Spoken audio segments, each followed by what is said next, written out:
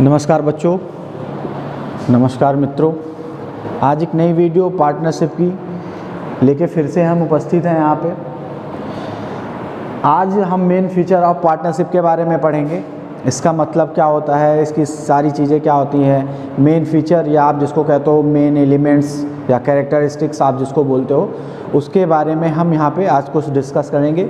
जो मेन चीज़ें हैं मैंने वही लिखी हैं, इसके बारे में हम सब आज पढ़ेंगे और समझेंगे ये चीज़ें कैसे इफ़ेक्ट करती हैं हमारे पार्टनरशिप पे। तो 2 or more पर्सन, 2 या 2 से अधिक लोगों की ज़रूरत होती है किसी साझेदारी के लिए। साझेदारी तभी पनपती है, तभी होती है जब 2 पर्सन होते हैं या उससे अधिक पर्सन होते हैं। अच्छा, मिनिमम कितने होने चाहिए? वो 2 होने चाहिए। मैक्सिमम हम पढ़ते हैं इंडियन कंपनीज़ एक्ट 2013 के तहत, सेक्शन 2013 और एक्ट जो है हमारा वो है 464, जिसमें ये लिखा गया है कि अधिक से अधिक 100 हो सकते हैं और कम से कम 2 हो सकते हैं। तो अधिक से अधिक 100 हो सकते हैं और कम से कम 2 हो सकते हैं। ठीक। एग्रीमेंट, किसी भी पार्टनरशिप में एग्रीमेंट का होना अनिवार्य होता है, ज़रूरी होता है। चाहे वो आप ओरली कर लो चाहे रिटेन कर लो। रिटेन को ज़्यादा तवज्जो दिया जाता है क्योंकि जब कभी कभार मामले कोर्ट वगैरह में जाते हैं तो रिटेन की मांग की जाती है। तो उस टाइम आपका जो पार्टनरशिप डीड आपका होता है वो अगर रिटेन में होता है, जो चीज़ें उसमें लिखी गई होती हैं उसी के अनुसार सारे काम, सारी कार्रवाई होती है। एग्जिस्टेंस एंड प्रॉफिट मोटिव, अब इसका क्या मतलब है? एग्जिस्टेंस, आपके बिजनेस का अस्तित्व क्या है, आप किस अस्तित्व से वो कौन सा बिजनेस आप कर रहे हो, आपके बिजनेस का क्या अस्तित्व है, आखिर वो बिजनेस किस तरीके का बिजनेस है। अच्छा, आप बिजनेस तो करते हो, किस लिए बिजनेस कर रहे हो? तो आपका बिजनेस जो होना चाहिए वो प्रॉफिट मोटिव के लिए होना चाहिए। एक्चुअली में जब आप कोई भी बिजनेस करते हो तो वो प्रॉफिट को अर्न करने के लिए करते हो। कोई भी व्यक्ति ये नहीं चाहेगा कि हम बिज़नेस करें और उसमें हमेशा लॉस में रहें, ऐसा कोई नहीं चाहता। तो बिज़नेस जो होता है वो प्रॉफिट मोटिव के लिए होना चाहिए। ठीक, ये सबसे बड़ी चीज़ है। शेयरिंग प्रॉफिट, शेयरिंग प्रॉफिट मतलब जब आप बिज़नेस करना या पार्टनरशिप बनाते हो, साझेदारी बनाते हो, तो आप अपने पार्टनर से प्रॉफिट कैसे शेयर करोगे? क्या इक्वली शेयर करोगे, क्या कोई रेशियो होगा, क्या कोई रेशियो तय करोगे, या जो भी सारी चीज़ें होंगी, मतलब आप अपने प्रॉफिट को कैसे बांटोगे दूसरे पार्टनर से। ठीक। नो सेपरेट एग्जिस्टेंस, इसमें कोई सेपरेट एग्जिस्टेंस नहीं होता जैसे कंपनी में होता है। जैसे आप कंपनी में देखते हो वहाँ पे सेपरेट एग्जिस्टेंस होता है। बिजनेस स्टडीज़ में जब आपने पढ़ा है तो उसमें देखे होगे, तो उसमें एक सेपरेट एग्जिस्टेंस होता है, पृथक अस्तित्व होता है। यहाँ पे ऐसा कुछ भी नहीं है। आपके फर्म को आपको समझा जाएगा, आपको आपकी फर्म को समझा जाएगा। तो यहाँ पे नो सेपरेट एग्जिस्टेंस होता है। तो ये सारी मेन फीचर्स थे, मेन एलिमेंट्स थे, ये पांचों मेन जो थे उसको मैंने लिखा दिया है यहाँ पे। अब आपको क्या करना है, बस एक बार समझ लेना है इन सारी चीज़ों को और बहुत अच्छे से समझ के चलना है, क्योंकि ये आपके एग्ज़ाम में 1 मार्क्स में आते हैं। तो इन सब चीज़ों को हम जानते हुए चलेंगे और आगे पढ़ते हुए भी चलेंगे और इन्हें अपने कॉपी में, नोट्स में लिखते हुए भी चलना। ठीक। We will discuss about rights of a partners के अधिकार क्या क्या होते हैं, साझेदार के अधिकार क्या क्या हैं, इसके बारे में पढ़ेंगे। इससे पहले हम लोगों ने पढ़ा मेन फीचर ऑफ पार्टनरशिप। ठीक है। तो इस सारी चीज़ों से आगे बढ़ते हुए हम ये जानेंगे कि साझेदारों के अधिकार क्या हैं। इसमें मैंने 5 ही टॉपिक लिखा है, जो कि इस पूरे बुक में आपको 5 ही टॉपिक जानना बहुत ज़रूरी है, जो आपको पढ़ना है आगे भी। आगे जब आप बढ़ेंगे तो काफ़ी डीपली है, तो जो ज़रूरी है मैंने वही लिखा है और ये अभी 12th के लिए इतना काफ़ी है। तो आप 12th में बस इतना ही पढ़ेंगे और इसमें क्या क्या मेन है वो पढ़ते हैं। स्टार्ट करते हैं इसे। Every partners has the right to share profit and losses with other partners is agreed ratio. क्या है? जो पार्टनर्स हैं वो एग्रीड रेशियो में दूसरे पार्टनर से शेयर को डिस्ट्रीब्यूट करेंगे, प्रॉफिट को डिस्ट्रीब्यूट करेंगे। ठीक है। एक दूसरा पार्टनर जो होगा वो जो रेशियो एग्री कर दिया गया है, जो शेयरिंग प्रॉफिट रेशियो बनाया गया है, उसको एक दूसरे में बांटेगा। हमने मेन फीचर वाले में पढ़ा था शेयर प्रॉफिट रेशियो।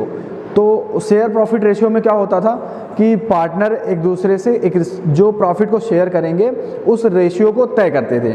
उसी रेशियो में अब यहाँ पे बांटने का पूरा अधिकार होगा पार्टनर्स का। दूसरी टॉपिक को पढ़ते हैं। Every partners has the right to take a part conduct the business. सभी पार्टनर्स को बिजनेस कंडक्ट करने का, व्यवसाय चलाने का पूरा अधिकार होगा।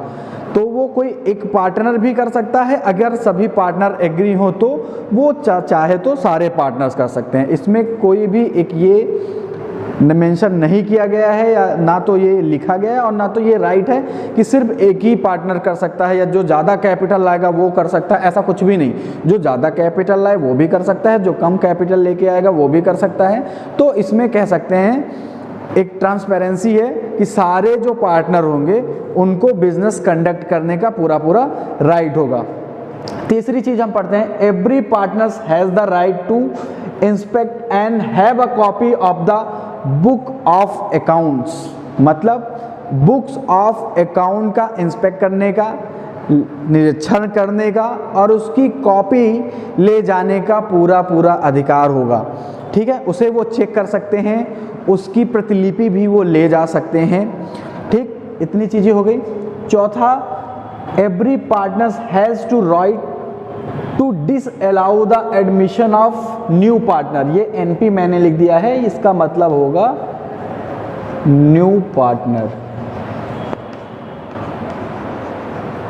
ठीक, जो आपके एग्जिस्टेंस पार्टनर है, जो पुराने पार्टनर है, ओल्ड पार्टनर है, वो नए पार्टनर को डिसअलाउ कर सकते हैं, उनके एडमिशन को डिसअलाउ कर सकते हैं, किसी नए पार्टनर की अनुमति को रोक सकते हैं। ये पुराने पार्टनर्स का जो है वो राइट्स है।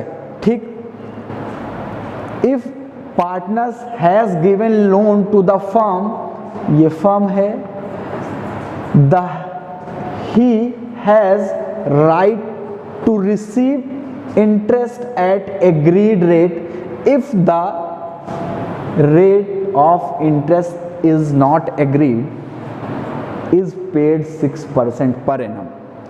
मतलब पार्टनर्स को अधिकार है कि वो फर्म को लोन दे सकता है और वह उस लोन पे इंटरेस्ट भी रिसीव कर सकता है एग्रीड रेशियो पे, जो रेशियो एग्रीड हुई होगी।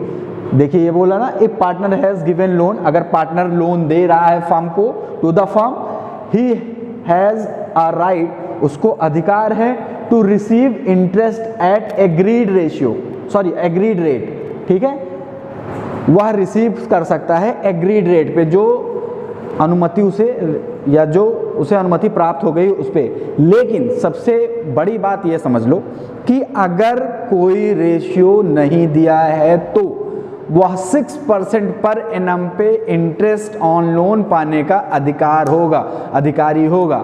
ठीक है, तो उसे 6% पर एनम पे उसको इंटरेस्ट ऑन लोन फर्म चुकाएगी। तो ये सबसे बड़ी चीज़ है, सबसे इम्पॉर्टेंट चीज़ है, तो इसको मार्क कर लेना। कई लोग भूल भी जाते हैं, जब in the absence of partnership deed पढ़ोगे तो उसमें घनचक्कर सा हो जाता है, कोई लोग भूल जाते हैं, तो उसमें इसको भी नहीं देते।